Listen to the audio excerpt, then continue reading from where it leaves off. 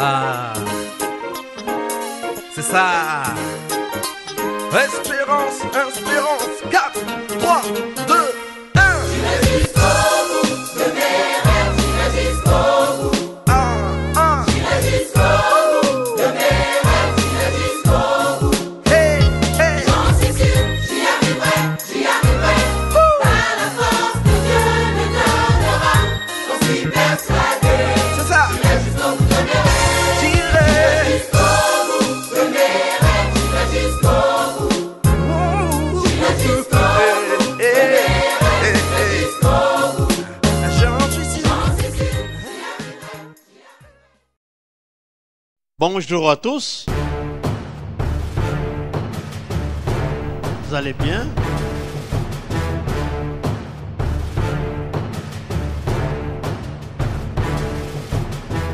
La Nouvelle Jérusalem, une église qui démarre à Bruxelles en 1985. Elle va prendre son envol en 1986 sous la direction de celui qui lui donnera ce nom et qui en sera le pasteur pendant plus de 3 décennies, l'évêque Martin Moutyebele Lukanda.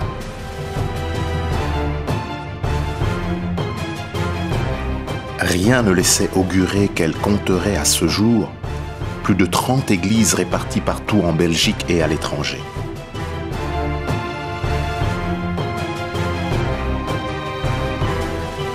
Mais qui est Martin Moutyebele?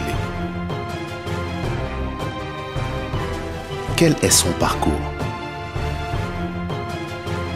Comment est-il devenu pasteur puis évêque?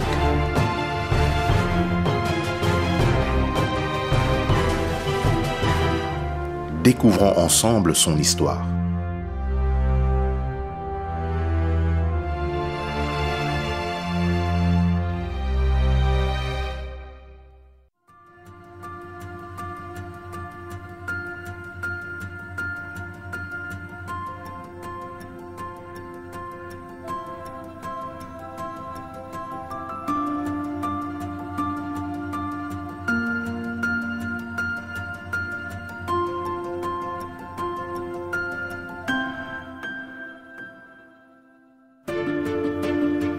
Nous sommes en 1985.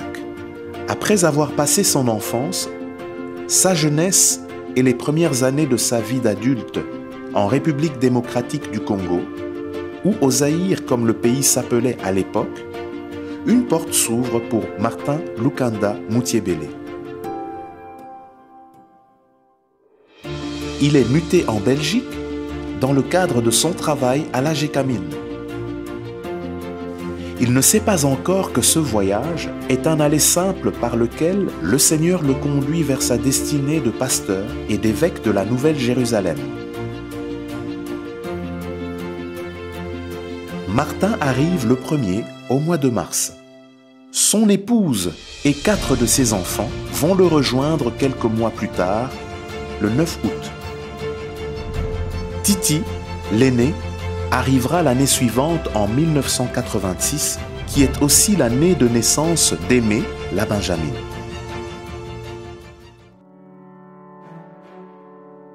Martin était un père attentionné. Il aimait passer du temps avec sa famille. À son arrivée en Belgique en 1985, il était âgé de 34 ans. Ils habitaient dans cette maison de la rue du Pontonnier, au numéro 27 à Olué-Saint-Lambert, durant presque 4 années.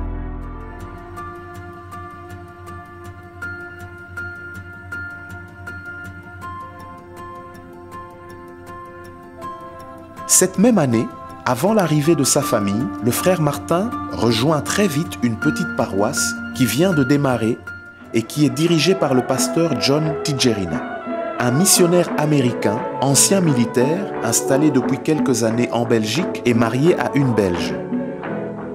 À son arrivée dans cette église, le frère Martin trouve quelques fidèles, entre autres la sœur Bertine Biacchini. Je m'appelle Bertine Biacchini.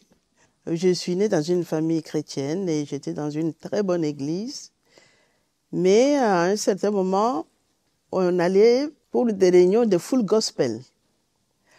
Et dans ces réunions-là, il y a eu un pasteur, c'est pasteur Tijerina, qui passait aux tables parce que ça se passait comme un déjeuner de tout le monde avec des témoignages. Alors, ce pasteur passait à nos tables pour nous donner des invitations qu'il allait ouvrir une église. Et je suis allée le premier jour de l'ouverture, où j'ai entendu un très beau message.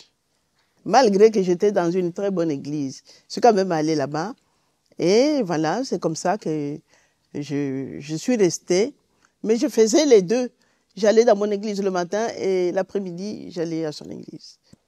Son église, c'était à Prince-Héritier. Mais l'ouverture de cette église qu'il allait commencer avec des Africains, c'était à Tchefri. Tchefri, c'était une salle de manifestation pour l'église catholique. Alors, c'est là où j'ai été pour la première fois. Il y avait beaucoup de monde. On a assisté. Ce n'était pas lui qui était l'orateur. Il y avait un orateur, un Américain, qui avait parlé de l'amour de Jésus. Ça m'avait beaucoup touché. De la manière dont il avait parlé de l'amour de Dieu, de l'amour de Jésus et du Saint-Esprit. La petite église naissante dirigée par le pasteur Tijerina fait partie de l'église de Dieu, la Church of God. La Church of God est une dénomination qui fait partie de la grande dénomination de toutes les églises issues de la Réforme.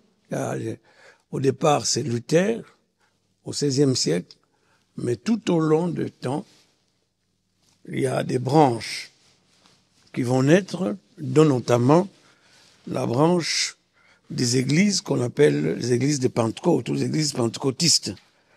Depuis le XVIIIe siècle, avec Wesley, dans les années 1736, Wesley donne une doctrine qui conçoit que la vie chrétienne comprend deux phases principales. La première, celle de la conversion, c'est la première bénédiction. Elle dit que la deuxième bénédiction, c'est l'expérience de la sanctification. Alors, à la suite de Wesley, il y a des mouvements de sainteté qu'on observe aux États-Unis. Et dans ce contexte, dans cette ambiance doctrinale, il est tout à fait normal que l'Américain, ancien pasteur baptiste, puisse mettre l'accent sur la sanctification parce que c'est le thème en vogue dans le milieu chrétien. Alors, ils vont rechercher la sanctification en priant par de jeûnes, mais ils vont être surpris parce qu'ils ont commencé l'église en 1886, 10 ans après. En 1896, Dieu va leur donner plus que la sanctification. Ils vont expérimenter une fusion du Saint-Esprit telle qu'elle est racontée dans la Bible, au chapitre 2 des Actes des Apôtres. Ils vont expérimenter des manifestations charismatiques, de prophéties, de guérisons, et de parler en langue 10 ans après. Et Wesley, qui a mis l'emphase sur la sanctification, est fondateur de l'église méthodiste qui est assez répandue dans le monde. Alors, celui qui va être utilisé par Dieu pour l'église de Dieu, c'est un pasteur baptiste au départ, qui est meunier, pour arrondir un peu ses mois. Il a un travail séculier, mais en même temps il est pasteur, et il s'appelle Richard Sperling, celui qui va, après 2 années de prière et de jeûne, va commencer l'église de Dieu en invitant des personnes à s'engager avec lui pour commencer. Au départ, une église qu'on va appeler Union chrétienne en 1886, mais cette église va changer en 1902 pour être appelée Église de sainteté, parce que l'accent était mis sur la sainteté.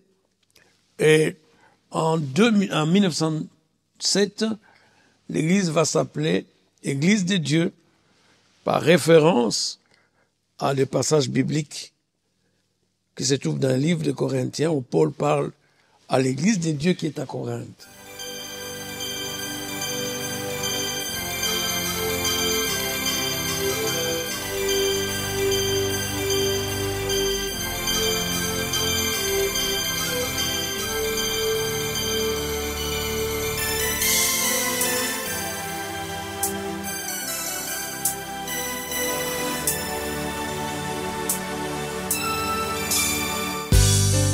Le directeur de l'Église de Dieu pour l'Europe en 1986 était Douglas Leroy. Il a consacré le pasteur Martin. Il sera quelques années plus tard le directeur de la mission mondiale qui chapeaute toutes les églises de Dieu dans le monde, en dehors des États-Unis. Le directeur de l'Église de Dieu pour l'Europe, en 2019, est le docteur Stephen Darnell. C'est lui qui s'est chargé des obsèques. Le surveillant général est le docteur Timothy Hill. L'actuel directeur de la mission mondiale est le docteur Thomas Propes. Et son directeur adjoint est le docteur John Childers.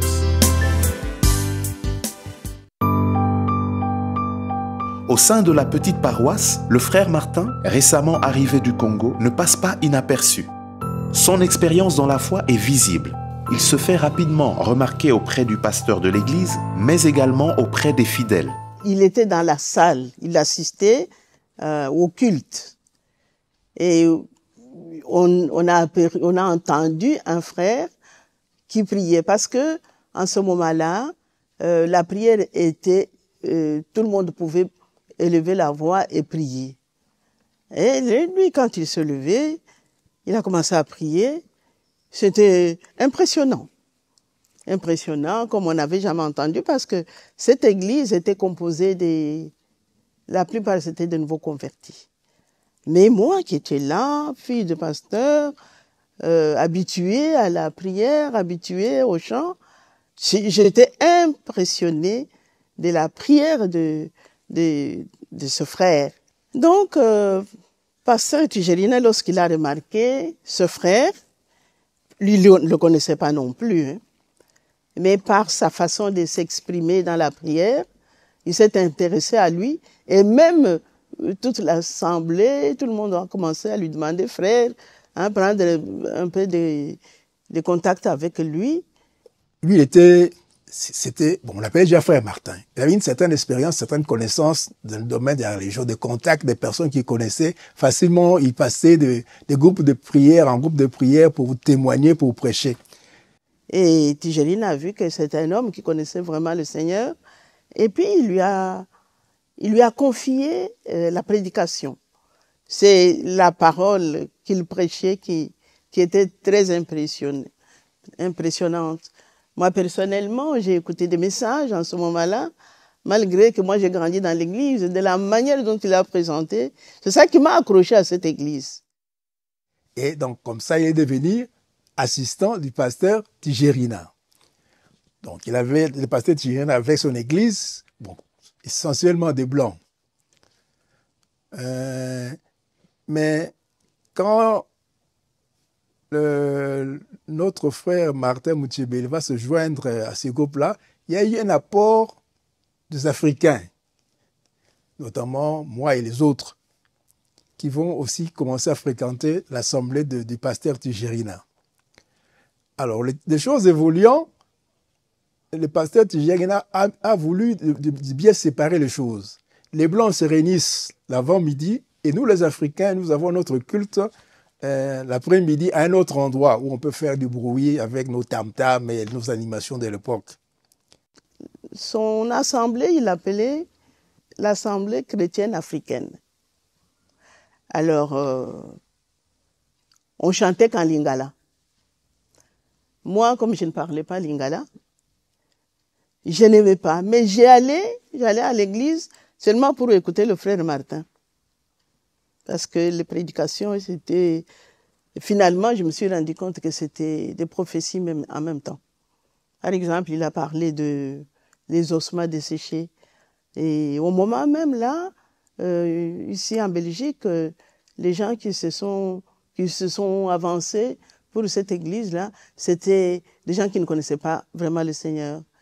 Et cette prédication, aujourd'hui, je vois qu'elle s'est accomplie des ossements, des gens qui étaient des gens du monde, qui sont venus au Seigneur, en grand nombre même.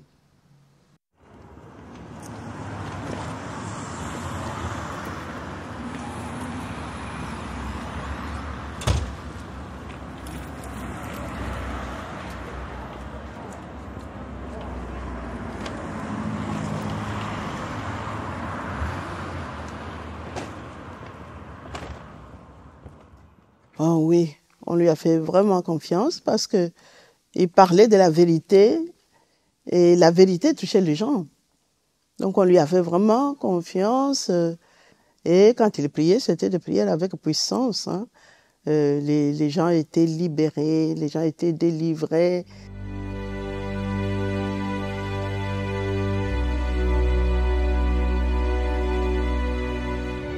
À un certain moment, beaucoup de gens s'attachant au frère Martin, ils ont vu que maintenant notre libérateur est là.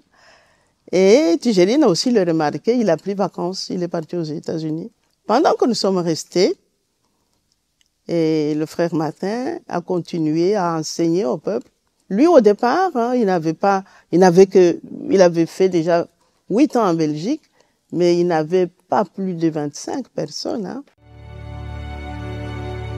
Au moment où le pasteur Tijerina est parti, contraint d'effectuer un voyage d'une longue durée aux États-Unis, l'Église qui, durant ce temps, reste gérée par le frère Martin, connaît une réelle croissance. Et j'ai prêché comme ça dimanche pendant 5 mois.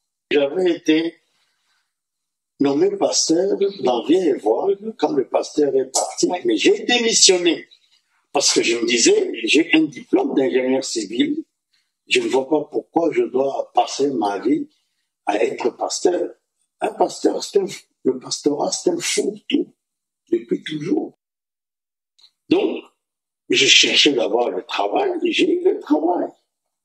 Alors, j'arrive ici, et puis, on me donne de prêcher. Le pasteur n'était pas une fonction de rêve.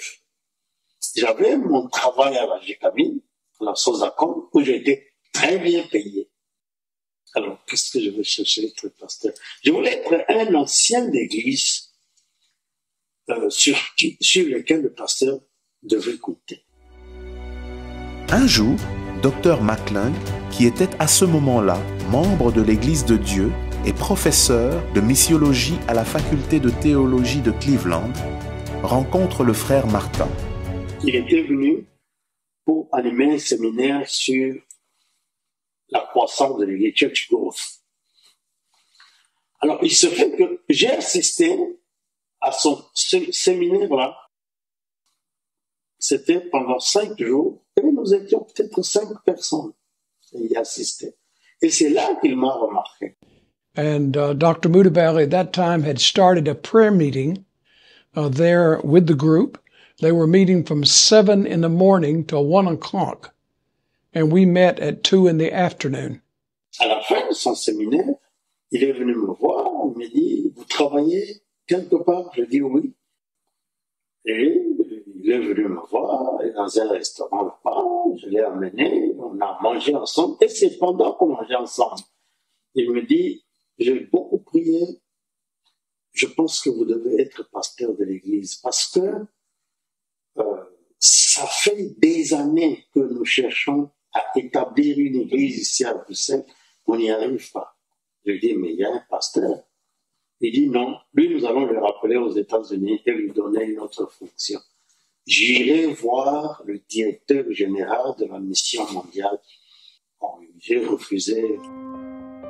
Après plusieurs demandes du docteur McClung, appuyé par la demande expresse du pasteur Tijerina, le frère Martin Moutier-Bellé accepte finalement de devenir le pasteur de l'Église. La 4e fois, j'ai accepté en donnant des conditions. And in November of 1986, then because of the increase of the African people who were attending the church there, I appointed Dr. Mutabeli as the pastor in November of 1986.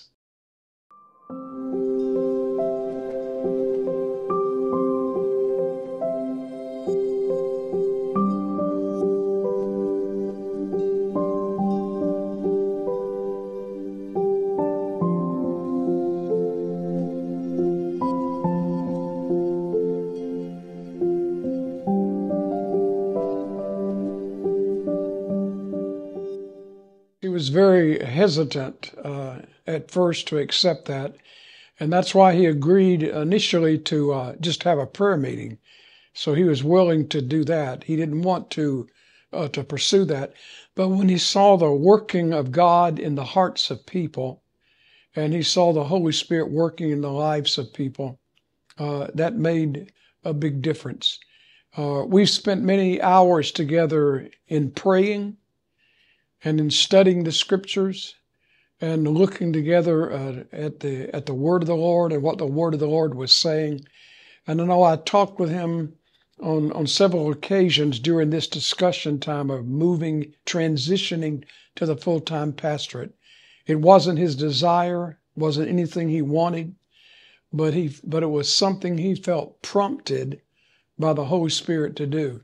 And the Holy Spirit has honored him in doing that. Mutabeli, he was very, very anxious to learn more about the Lord and go to Bible college and things and increase his biblical, theological understanding of God's work. So it worked out good.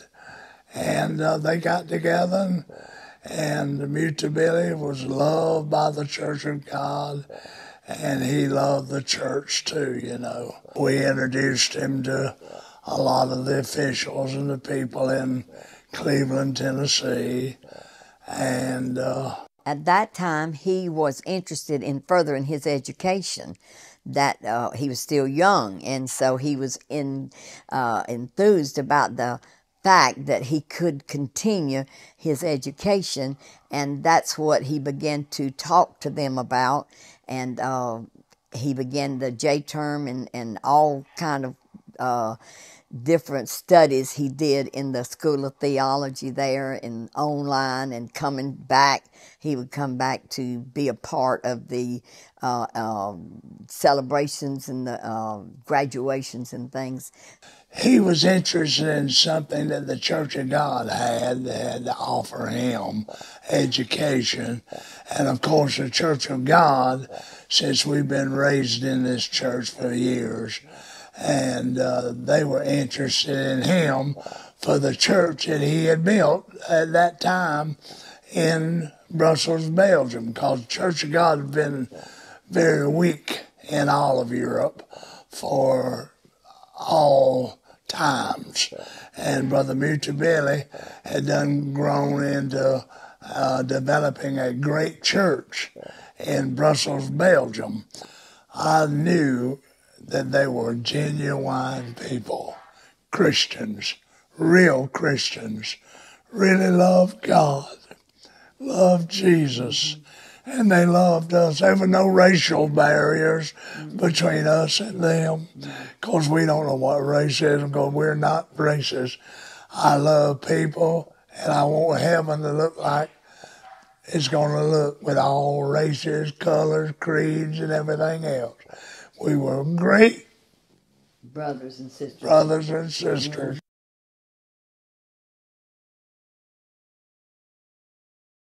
L'église avait vraiment grandi.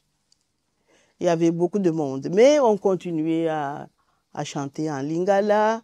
Et encore le nom que Tijerina avait donné à l'église, l'Assemblée africaine de Bruxelles, ça ne collait plus avec l'église proprement dite. Il y avait des hommes de toutes les nations, je peux dire. Il y avait des Noirs, mais il y avait aussi des Blancs qui étaient là aussi. Alors, lui, il a trouvé que non, la vision qu'il avait pendant ce moment dans ce pays, c'est de s'adapter à la vision des dieux. La vision des dieux, sont les hommes de toutes les nations. Et encore en plus, la Belgique représente aussi les nations. Alors c'est ainsi qu'il a trouvé ce nom de la Nouvelle Jérusalem, qui sera la dernière église qui va rassembler les hommes de toutes les nations, de toutes langues et de tout peuple. C'est là où le nom de la Nouvelle Jérusalem a commencé. Il a continué à travailler, mais tout en faisant son ministère de pasteur. Il avait déjà créé une cellule de prière au sein de la société.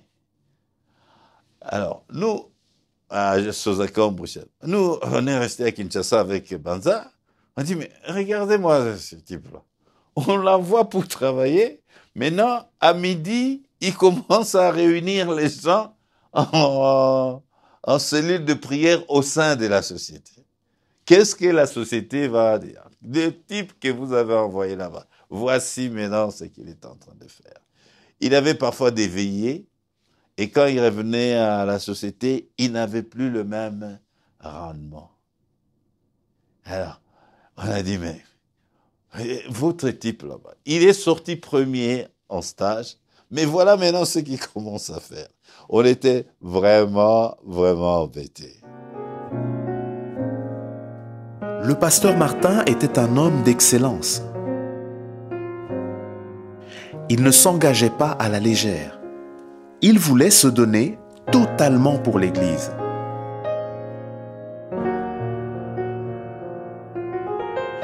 Voyant sa charge de travail au sein de l'Église augmenter, et sachant que son travail au sein de la Sosacom freinait son implication totale dans le ministère, le pasteur Martin a dû faire un choix. Selon le témoignage qu'il nous a donné, il était en train, une fois dans la voiture, en train de conduire. Il a entendu une voix qui lui a dit, tu dois arrêter le travail. Je vais te conduire. Il nous a dit, maintenant, je pars. Je quitte la société. Nous et Banza, on lui dit, mais toi là, tu étais chômeur. On t'a trouvé le travail. Maintenant, tu veux quitter la société. Bon, on n'était pas encore des vrais pratiquants à ce moment-là. On était des chrétiens, mais pas pratiquants. Il a contacté le président délégué général de la Sosacom pour lui dire que je vous remercie énormément pour l'opportunité que la GECAMINE m'a donnée, mais je ne peux pas servir Dieu et Maman à la fois. Je rencontre Martin, je lui dis, est-ce que vous ne pouvez pas vraiment rester à la GECAMINE et continuer à faire votre ministère? Il m'a dit, non, grand frère, je ne peux pas. Ou alors, je vais décevoir l'un de 2 maîtres. Alors on lui dit, ok, fais une mise en disponibilité. Si tes affaires chrétiennes là-bas ne marchent pas, rentre vite. On va encore te récupérer. Mais le grand problème, c'était, tu vas travailler avec quel visa? Est-ce que là, elle avait un visa de travail? Alors là-bas, je lui dirais qu'écoutez, moi, je vous ai mis en garde. Il ne faudra vraiment pas compter sur moi parce que le permis de travail que vous avez, c'est le permis B, dont la durée est de 12 mois. Dans 5 mois, ce permis sera révoqué. Ne venez pas chez moi pour me dire... Il me dit non. Si le Dieu que je sers ne me donne pas ce permis, à ce moment-là, je vais déchirer la Bible. Nous nous sommes quittés, mais j'étais mécontent. Parce que quitter la GECAMINE vers ces années-là, c'était une société prospère. très prospère. Et les rémunérations, les avantages et tout cela. Et après 5 mois, l'administration communale lui retire son permis. Ça a été une période très difficile. Martin est allé contacter non pas la commune, il est allé voir les directeurs de l'office des étrangers. Il est allé là-bas sans rendez-vous. Bon, vous savez, suivre Dieu, c'est une folie. Et quand il est arrivé là-bas, il a demandé à être reçu. La secrétaire l'a regardé comme un fou. Il dit, monsieur, est-ce que vous avez un rendez-vous? Allez lui dire que le pasteur tel est là et demande à être reçu. C'est ainsi que ce grand directeur le recevra. Martin va lui exposer sa demande. Surprise générale, il sort son stylo, il fait des annotations pour la commune. Quand il rentre à la commune, on lui tourne le dos, mais dès qu'ils ont vu la signature, il a été reçu par la grande porte. Grâce à ce permis de séjour, le pasteur Martin peut exercer son ministère sans aucun tracas administratif et se concentrer pleinement sur son assemblée qui ne cesse de grandir. Seigneur, notre Dieu, nous te remercions cet après-midi pour cette rencontre.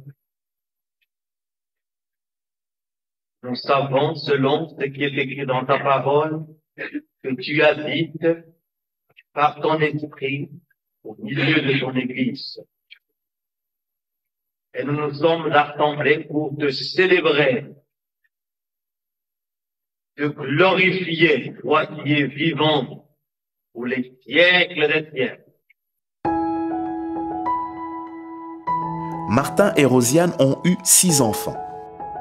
Titi, Didier, Lydia, Grace, Tito et Aimé. Titi est l'aîné de la famille.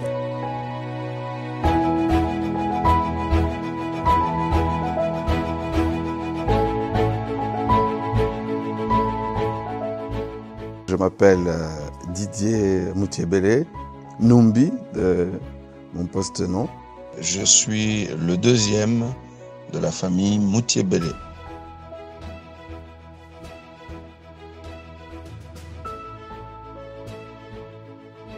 Je m'appelle Lydia Moutiébélé, je suis la 3e enfant de la famille Moutiébélé. Je m'appelle Grace Moutiébélé, je suis la 4e de la famille. Je m'appelle Tito et je suis le 5e de la famille. Je m'appelle Aimé Moutiébélé, je suis la dernière fille du bishop et de sa femme.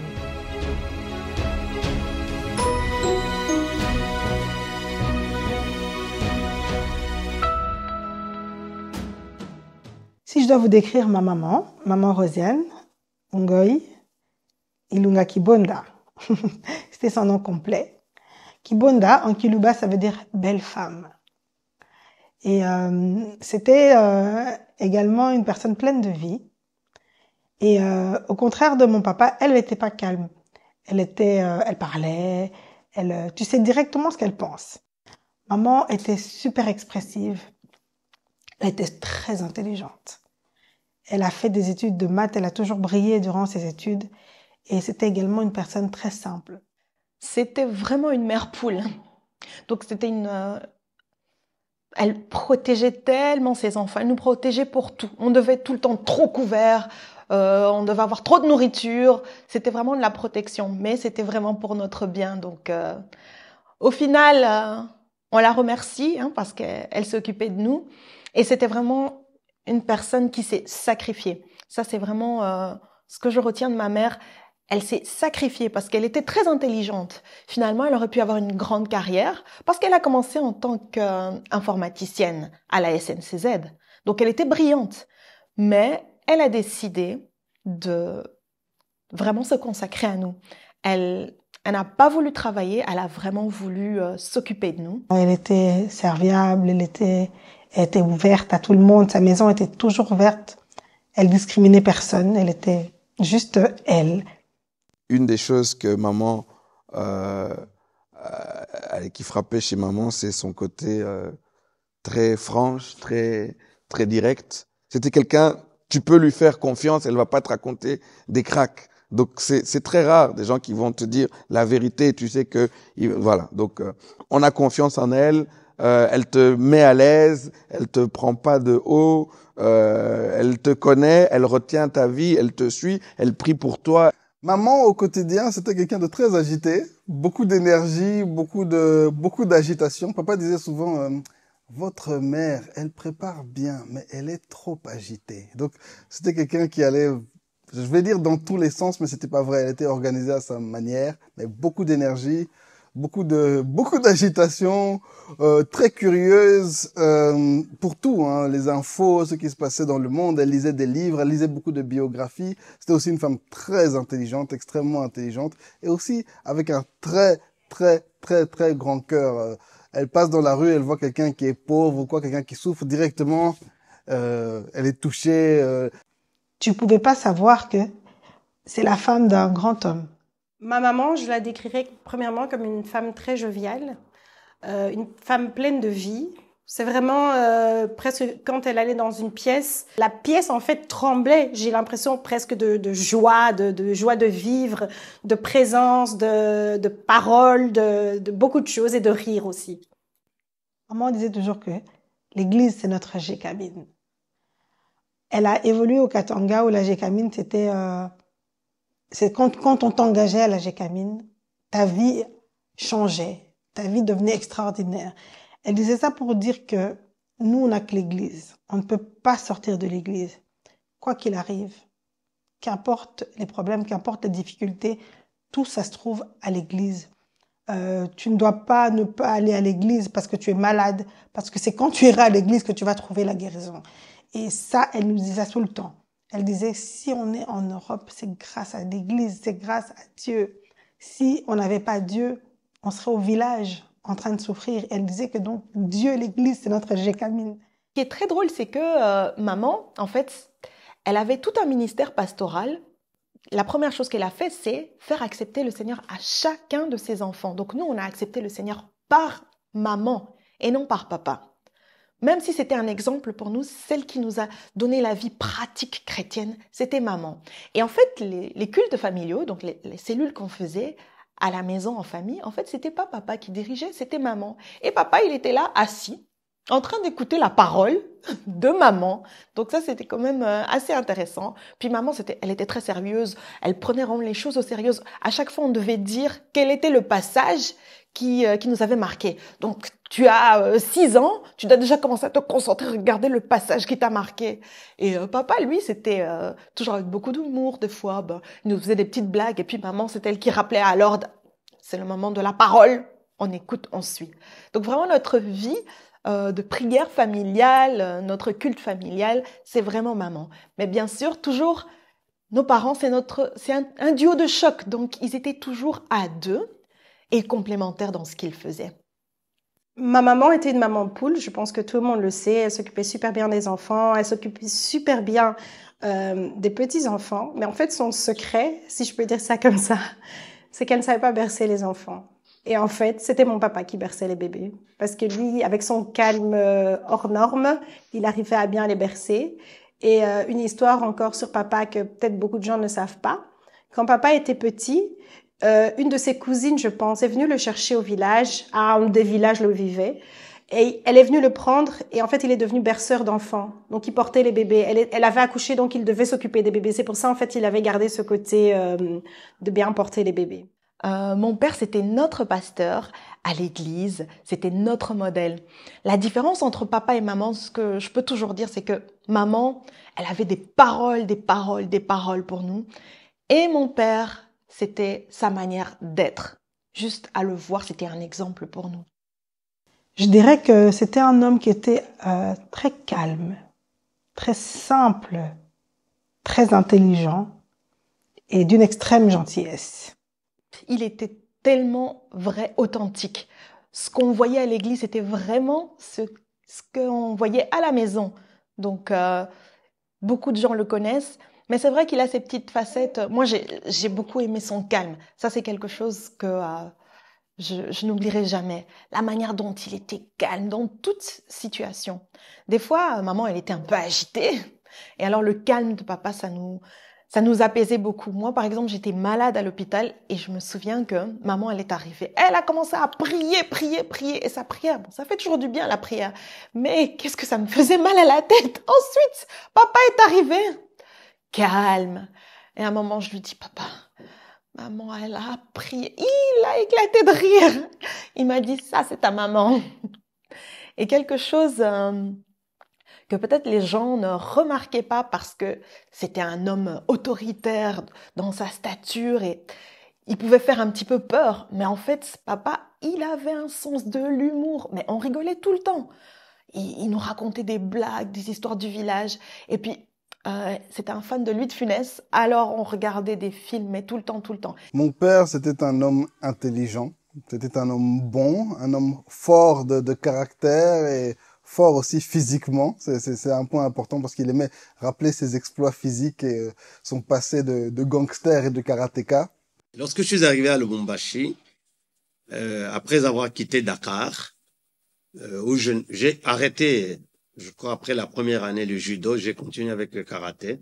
Avec un ami, nous avons ouvert un club de karaté où nous avons été des maîtres de karaté pour entraîner les jeunes à faire des arts martiaux jusqu'à ce que le Seigneur m'a convaincu d'abandonner ce sport-là parce que je me rappelle un incident. Nous devions livrer un match avec un club contre un club et mon adversaire, c'était un frère en Christ de la paroisse du campus. Alors, on s'est retrouvés face à face, on s'est salué, mais on ne pouvait pas se battre. Et alors, à partir de ce jour-là, j'ai arrêté les arts martiaux, et jusqu'à ce jour. Mais en tant que pasteur et en tant que père aussi, ce qui était intéressant, c'est qu'il alliait à la fois une grande bonté, mais aussi une force de caractère. Souvent, on a plutôt l'un ou plutôt l'autre, mais lui, à la fois, c'était quelqu'un qui avait un fort caractère, mais il se laissait pas marcher sur les pieds, mais en même temps, il était très bon envers tout le monde, et ça, c'était assez chouette. Je pense que comme père, il a évolué. Hein. Moi, je me rappelle de quand nous étions enfants, c'était un papa à la congolaise, c'est-à-dire que avec cette notion-là de respect, et donc c'est un homme instruit et donc qui était assez strict, je pense. J'ai quand même, quand j'étais enfant, étant un peu turbulent, vraiment dans la petite enfance ou la moyenne enfance, j'ai quand même reçu quelques menaces, quelques coups de doigt, quelques ceintures à l'ancienne.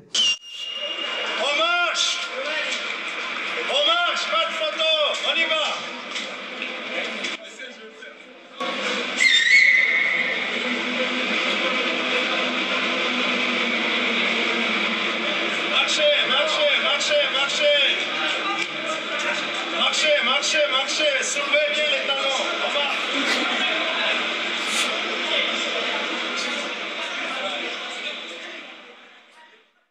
Mais avec le temps, en vieillissant et en grandissant, je parle de papa,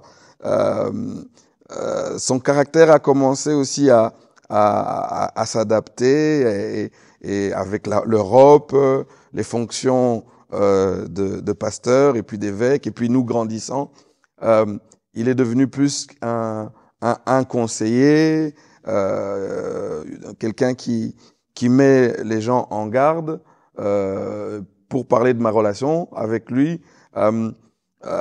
Moi étant le deuxième de la famille et le premier des garçons, j'avais quand même plus jeune une relation quand même un peu distante parce que voilà, papa c'était l'autorité, on était plus avec maman. Avec le temps, le dialogue était quand même beaucoup plus facile.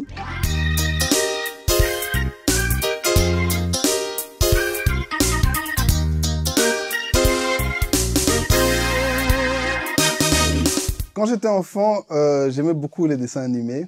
Et souvent, j'essayais de me lever assez tôt pendant les vacances, les samedis, etc. pour commencer, vous voyez, trop tôt là pour avoir les premiers dessins animés là. Et souvent, c'était pas possible parce que tu arrives au salon, tu as déjà tout préparé, tu t'es réveillé hyper tôt, tu as mis ton réveil et tu ouvres la porte, tu vois seulement un homme à genoux en train de prier et tu es là seulement, tu es découragé, tu fermes, tu vas seulement dormir. Pendant toute notre enfance, il priait beaucoup à la maison, mais aussi la vie de prière qu'on avait chez nous à l'église, ça venait de lui en fait. C'était une particularité qu'on avait qui venait de lui. Au début de son ministère, c'était difficile d'être disponible pour nous en tant qu'enfants. Et maman couvrait très bien. Elle était toujours là. C'est elle qui assistait à toutes nos auditions à l'académie de musique. C'est elle qui allait à toutes les réunions des parents. C'est elle qui allait à toutes les convocations des professeurs. Papa venait si c'était très dramatique. Je me rappelle par exemple, moi j'avais eu un renvoi de 3 jours à l'école et on a convoqué mes parents et là c'était très grave. Donc papa a été à l'école et j'étais très gênée parce qu'il était très occupé et j'ai dû le faire venir à l'école parce que j'ai été renvoyée. Mais j'avais été renvoyée pour une fausse cause. On m'avait accusée à tort d'avoir volé la montre d'une collègue de classe et je me suis battue avec elle. Et donc, on m'a renvoyée. Et quand j'expliquais ça à papa, il a dit non, cette fois-ci, je viens parce qu'on ne peut pas t'accuser de voler, tu n'es pas une voleuse. Donc, dans les situations où sa présence était plus que requise, il était là, il arrêtait tout pour être là.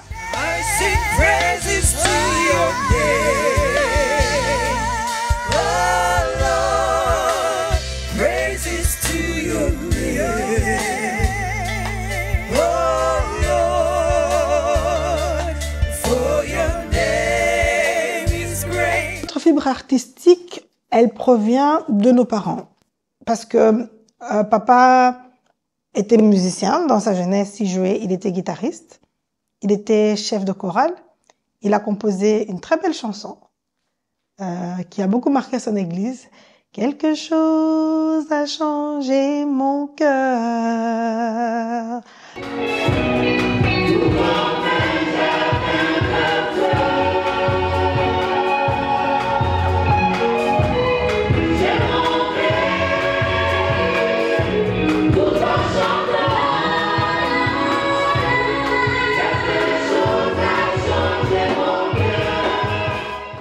C'est l'une des chansons qu'il avait composées dans sa jeunesse. Et maman a également toujours chanté dans la chorale parce que le papa de maman était pasteur de la 30e communauté au Congo. Et elle a toujours été choriste, etc. Et comme ils ont évolué dans le chant, etc., quand ils ont eu des enfants, le rêve de papa, c'était de former un orchestre avec nous, ses enfants, et de faire de l'évangélisation dans un mobile-home. C'est comme ça que, il nous a affectés chacun à des instruments différents pour qu'on puisse faire un orchestre. Mon grand frère, le pasteur Didier, est pianiste. Moi, j'étais guitariste. Ma sœur Grace, trompettiste. Et mes pianistes. Et mon petit frère, le pasteur Tito, batteur. Et notre grande sœur, elle, c'était la leader qui chantait toutes sortes de musique.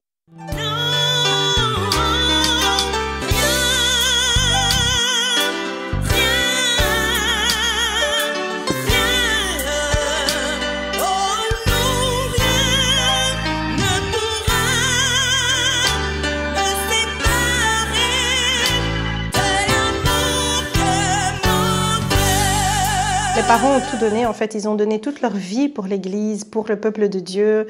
Et en fait, nous tous, nous avons tout donné parce que notre vie tournait autour de l'Église. On ne pouvait pas faire un programme aux heures de l'Église. On ne pouvait pas penser partir en vacances à un moment où il y avait quelque chose de l'Église. Donc, vraiment, leur vie, c'était l'Église. Il y a une chose que le bishop ne permettait pas, c'était de manquer une réunion sans raison. Donc, il fallait organiser son temps et savoir que vendredi, il y a culte, dimanche, il y a culte. Donc, si tu dois étudier, si tu dois avoir d'autres occupations, en tout cas, organise-toi et savoir que à cette heure-là, sauf si tu as cours à l'école, l'université ou quoi, mais en tout cas, en ce moment-là, ils ne pouvaient pas permettre que ça soit juste divertissement parce que je vais aller à tel endroit. Donc ça, c'était clair et ils suivaient cela. Ça pas du tout, j'ai pas senti ça comme étant lourd de leur part d'être impliqués dans le ministère, de vivre ce ministère avec leurs parents. Non, je crois que moi, le sentiment que j'ai, qu'ils ont aimé cela, qu'ils ont accompagné les parents dans ce ministère, qu'ils étaient complètement impliqués dans le ministère, dans le travail qu'il y avait à faire.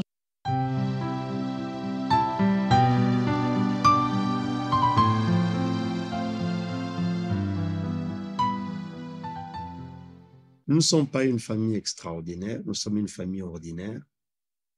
Nous avons et nous élevons encore nos enfants comme tout le monde. Nous prions avec eux, nous étudions la Bible avec eux et nous leur donnons des conseils. Nous nous aimons beaucoup, nous sommes souvent ensemble et je dois dire que à cause de mon enfance malheureuse que j'ai vécue, sans famille et sans parents, je suis très attaché à ma famille et ils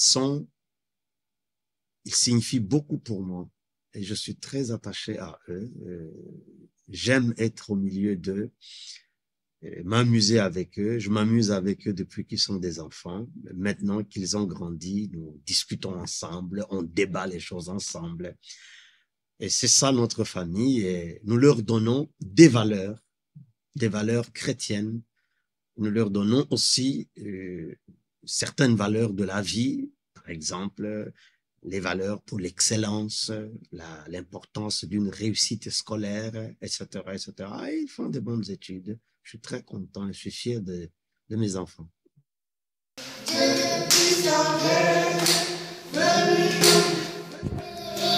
Il était le roi de l'être grand. L'ennemi est vaincu, nous voulons le crier. Je vivrai, je ne mourrai pas par la puissance de la foi. Visite en moi et je suis libre au nom de Jésus. Au nom de Jésus. Dans le prochain épisode. Le bishop, il a toujours mis un accent sur la prière. Ce que je vais retenir, c'est que ce que mes grands-parents m'ont toujours appris, c'est que peu importe ce que tu dois faire, tu dois toujours mettre Dieu au centre de tout. Prier avant de prendre des décisions, prier pour réussir à l'école, prier pour tout.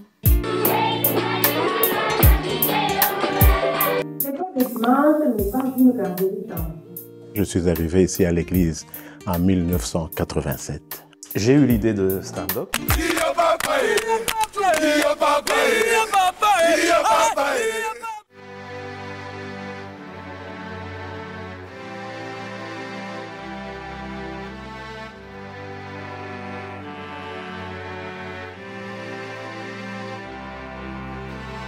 Nous entrons dans une saison nouvelle, une saison de gratitude et de reconnaissance au Seigneur, car nous sommes conscients que tout ce que nous avons et tout ce que nous sommes nous vient d'en haut, de celui qui est le maître du ciel. Maître du ciel et de la terre. Toi qui règnes sur tout l'univers. À toi la gloire, à toi l'honneur, à toi la plus haute louange. Pour les siècles, des siècles, pour les siècles, des siècles, au maître du ciel et de la terre.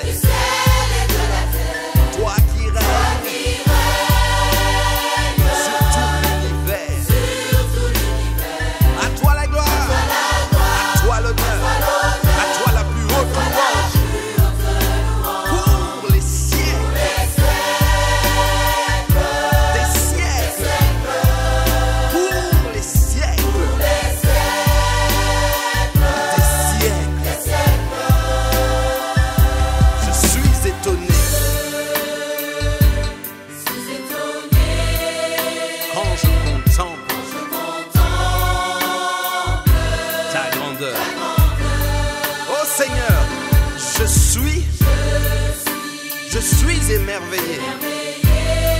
Quand je suis face à ta splendeur. Alléluia. Mais je n'ai pas de mots. Pour expliquer ta beauté et ton immensité. Alors je ne peux que m'incliner devant.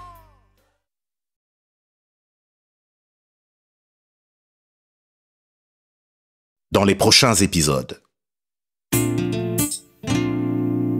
Le bishop, il a toujours mis un accent sur la prière. Ce que je vais retenir, c'est que ce que mes grands-parents m'ont toujours appris, c'est que dans peu importe ce que tu dois faire, tu dois toujours mettre Dieu au centre de tout. Prier avant de prendre des décisions, prier pour réussir à l'école, prier pour tout. L'école de dimanche n'est pas une grande distance.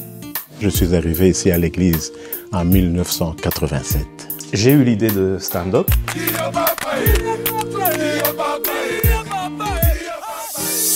La faculté est née parce que le bishop a toujours eu à cœur d'avoir une institution pour la formation des pasteurs. Why was he ordained as a bishop? He was recognized apostolically. Il m'avait mandaté de rechercher dans la ville de Kinshasa un terrain, dans une zone périphérique, une zone défavorisée, pour venir en aide aux populations quinoises qui n'avaient pas l'accès facile aux avantages sociaux.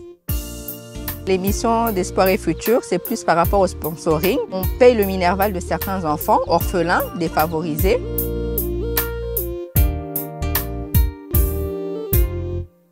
Moi, je faisais partie des personnes qui ont négocié l'achat de ce domaine. Et c'est un grand héritage qu'il a laissé à tous les chrétiens, l'esprit de grandeur. La plus grande convention ici en Europe, c'est la nôtre.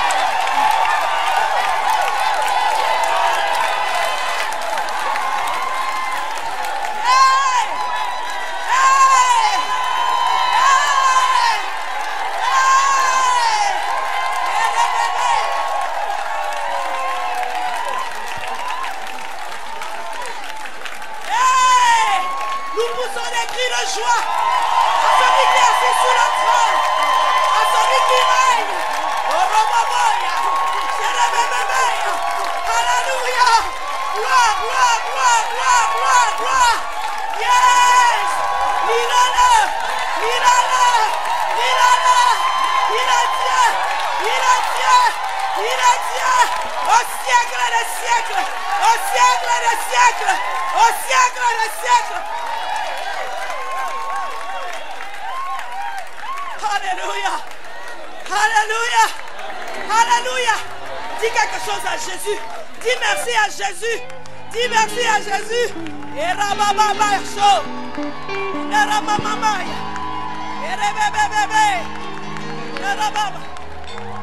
Alléluia. Alléluia. Il est le Dieu d'éternité en éternité. Son nom c'est Jésus. Son nom c'est Jésus. Son nom c'est Jésus.